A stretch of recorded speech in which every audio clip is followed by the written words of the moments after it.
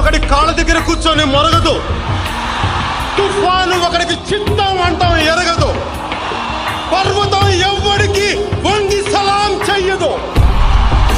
నేనంతా కలిపి ఒక పిడికిడి మట్టే కావచ్చు,